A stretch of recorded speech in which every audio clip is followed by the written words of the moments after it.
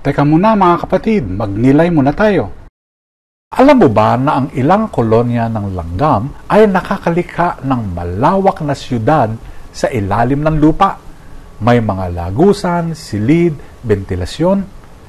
Tahimik silang nagtatrabaho, hindi napapansin, pero ang bunga ay matatag at matibay.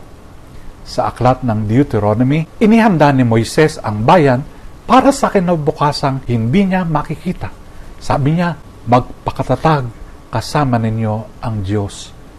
Tulad ng langgam, tapat siyang naglingkod kahit hindi para sa sarili niyang gantimpala.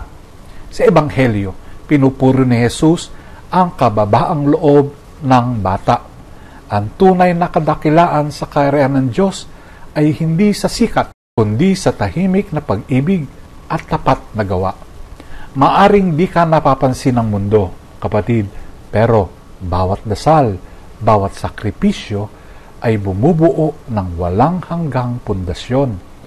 Kaya, tulad ng langgam, magpatuloy ka. Tahimik, tapat, buo ang tiwala. Dahil ang langit ay madalas itinatayo ng mga kamay na hindi nakikita at pusong nananatiling tapat. Pagnilayan po natin ito. Amen.